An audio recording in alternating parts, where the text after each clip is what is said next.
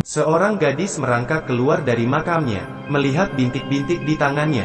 Dia menemukan foto di makamnya. Di atas makam tertulis nama Mirta. Gadis itu tiba-tiba teringat bagaimana dia meninggal. Beberapa hari yang lalu dia mengemudi dengan pacarnya. Tetapi hari itu pacarnya bertingkah aneh. Mirta terus memohon padanya. Robin memejamkan matanya dan berkendara dengan cepat, seperti akan melakukan percobaan bunuh diri.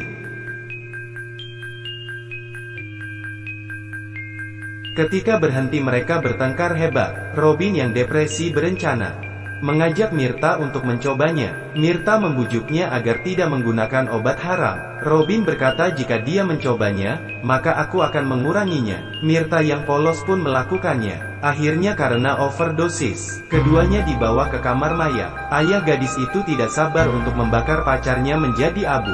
Tetapi ibu takut putrinya akan kesepian setelah meninggal. Lalu membujuk suaminya, membiarkan pasangan muda itu dimakamkan bersama. Memikirkan hal ini, Mirta menoleh ke makam ke samping. Tapi pacarnya tidak hidup kembali seperti dia. Mirta pun merasa sedih. Mirta tidak mengerti, mengapa pacarnya ingin membunuhnya. Setelah lelah menangis, Mirta kelaparan. Mirta berjalan kembali ke rumahnya. Setelah mencari di dapur, dia membuka kulkas. Tapi begitu memakannya, dia langsung muntah. Apakah dia tidak bisa makan makanan manusia? Kembali ke kamarnya, masih sama seperti dulunya. Tiba-tiba ada langkah kaki di belakangnya. Ternyata ibunya mendengar sesuatu dan menghampirinya. Melihat putrinya, dia tidak ketakutan, memintanya untuk tetap tinggal. Kemudian ayahnya datang. Mirta mengambil sehelai pakaian dan pergi dengan cepat. Dia masuk ke sebuah bar. Melihat tubuhnya semakin menghitam, bahkan kukunya mulai terkelupas. Pada saat yang sama, tubuh mulai dipenuhi dengan keinginan primitif. Didorong oleh keinginan, dia berjalan ke lantai dansa. Seorang gadis muda sangat mudah menemukan mangsa yang sempurna. Segera seorang pria malang datang untuk mengobrol.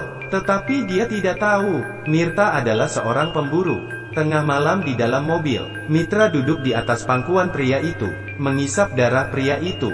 Seketika warna tubuh Mirta kembali, bahkan lebih bersinar. Tidak hanya itu, dia juga menyadari ternyata dia tidak perlu lagi bernafas. Walaupun dia tidak terima, tetapi dia harus menerima kenyataan bahwa dia telah menjadi zombie. Mirta berjalan masuk ke bar, melihat berita pria yang mati karena dia mencuri ponsel seseorang, bermaksud ingin menghubungi ayahnya. Namun ketika dijawab, dia menutup ponselnya. Pada malam hari dia berjalan di dalam hutan. Dia ragu apakah dia harus pulang. Tiba-tiba beberapa mobil datang. Sekelompok orang memanggil namanya dengan senter. Mirta tidak tahu dari mana orang-orang ini berasal.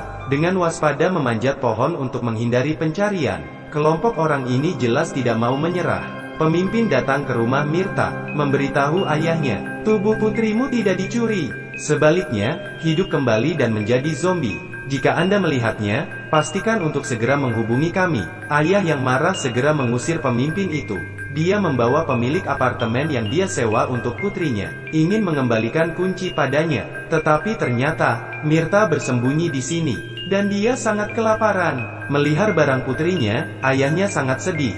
Tiba-tiba dia mendengar sebuah suara. Ketika keluar melihatnya, pemilik apartemen telah menjadi santapan putrinya. Saat itu, kelompok ini datang kembali. Melihat ayah dan putrinya ini, ayah Mirta mati terbunuh.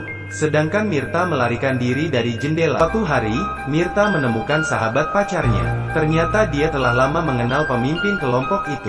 Mirta bergegas kembali ke makam, menghancurkan kuburan Robin. Ternyata benar-benar kosong. Tetapi saat itu, kelompok itu juga mengikutinya, membuat Mirta pingsan dan membawanya. Ketika bangun, Robin ada di hadapannya. Ternyata dia adalah bagian dari kelompok mereka. Untuk memudahkan misi mereka, Robin sengaja berubah menjadi zombie. Dan Robin yang egois tidak ingin sendirian selamanya, mengubah Mirta menjadi zombie.